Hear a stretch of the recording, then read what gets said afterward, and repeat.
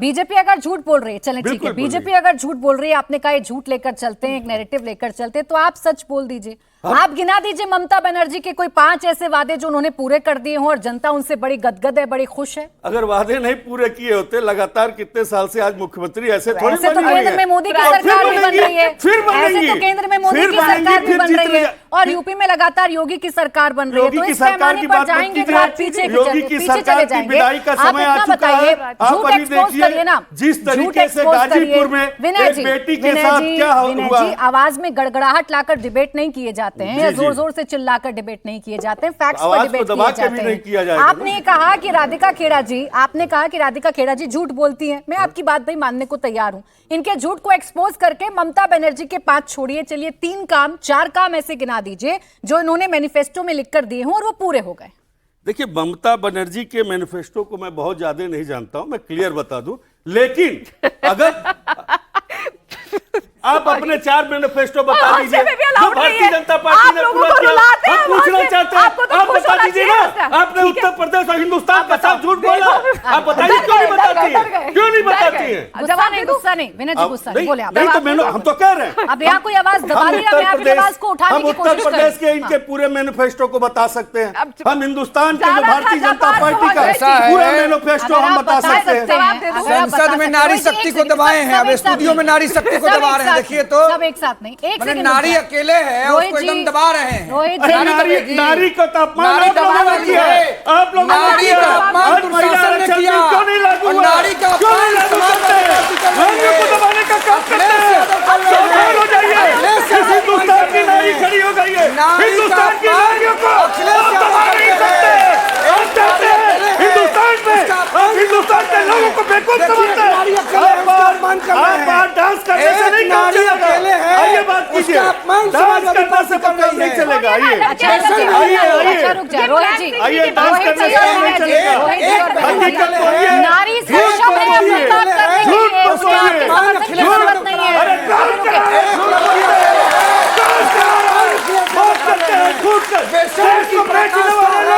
देश को बर्बाद करने वाले लोग, युवाओं के सपनों को रोकने वाले रोहित जी और विनय जी, रोहित जी और विनय जी, रोहित जी अपनी बारी का इंतजार करें। कौन बेरोजगार है?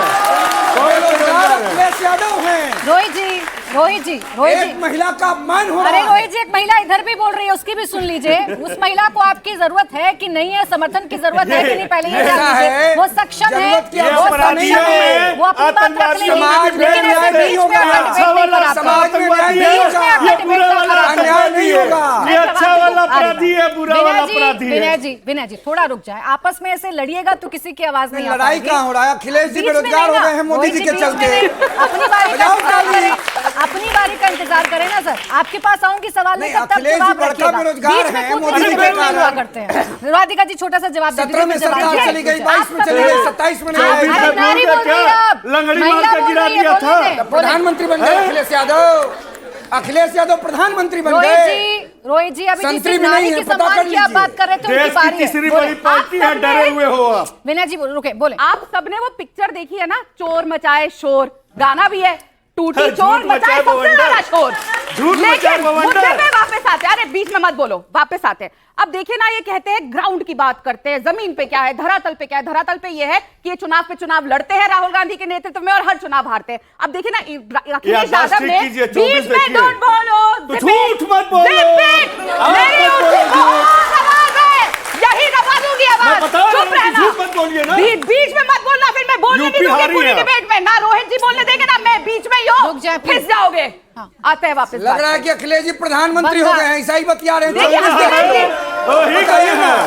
मैंने बताइए नरेंद्र मोदी जी देश के तीसरी बार प्रधानमंत्री, ऐसा बतिया रहे हैं कि लग रहा है कि अखिलेश यादव चंद्रमा पर जाकर सरकार बना ली। बताइए तो बुड़बकई की पराकाष्ठा। अखिलेश यादव ने 4 दिन पहले जब बिल गिरा तो कहा हमारा ठगबंधन अभी भी कायम है, हम कांग्रेस के नेतृत्व में इंडी ठगबंधन में है।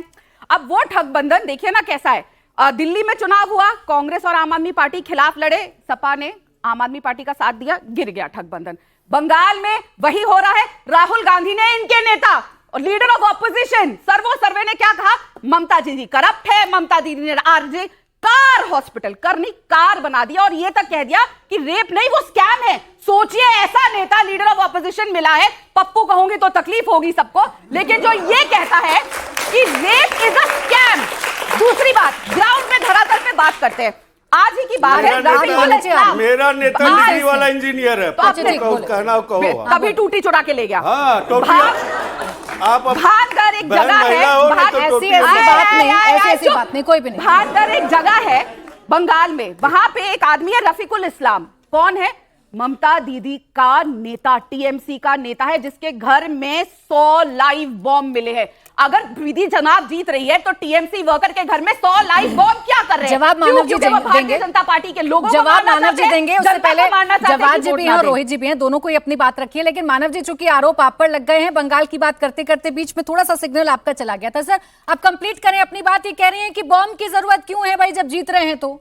जब बम सब कुछ है तो बहरहाल सभी से बहुत बहुत माफी है, ये टेक्निकल एरर की वजह से चीज चला गया। लेकिन राधिका जी ने बहुत कुछ बोला, बहुत जोश में रहती हैं, ये अच्छी बात है। हम लोग भी चाहते हैं कि महिलाएं ऐसे जोशीले हों। लेकिन सबसे बड़ी बात है जब ये बोलती है ना कि आग लगा दिया था भवानीपुर में, आग लगाया नहीं था, आग लग गया था। और उस बुझाने के बाद वहां के बहुत सारे हॉकरों को रिहेबिलिटेट किया गया। आप जैसे बिहार में जीतने के बाद हॉकरों को मात्र 40 लोगों के अकाउंट में आया पेटीएम से। सच्चाई बताइए, आज ग्राउंड रिपोर्ट हर चैनल ने दिखाई है। झूठ नहीं चलने देंगे।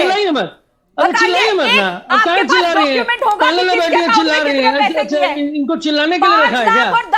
चिल्लाने के लिए बाकी जी रखा है। वो बाहर से फिर उनकी आवाज कम हो जाएगी। हाँ बोले मानव जी। आप बीजेपी के प्रवक्ता तो कुछ भी बोल देंगे, अरे महाराज रुक जाइए। तो आप दिखा दो बात ये जब बात करते हैं, अरे मैं तो चाहता हूँ कि आप इतने जोर से अपराजिता बिल के ऊपर बोलिए, चिल्लाइए, चीखिए, मोदी जी को झंझोड़िए, या अपराजिता बिल लाइए, हमारी जैसी महिलाओं को बचाइए।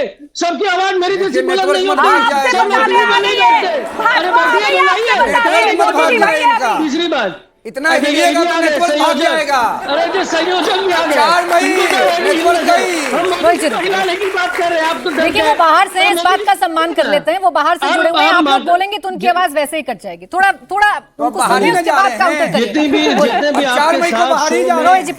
भी आपके स्टूडियो में जितने लोग बैठे हैं, सबसे एक बार पता कर लीजिए, सबसे पूछ लीजिए। कोई कॉमेडी शो नहीं है, मानव जी की बात सुनना चाहते हैं तो सर सुने, अगर बंगाल पर चर्चा करना चाहते हैं। अदरवाइज वो बाहर से उनकी आवाज नहीं आ पाएगी। सर्कस में बोले मानव, कॉमेडी सर्कस में बैठिए, आप ही के साथ कॉमेडी सर्कस में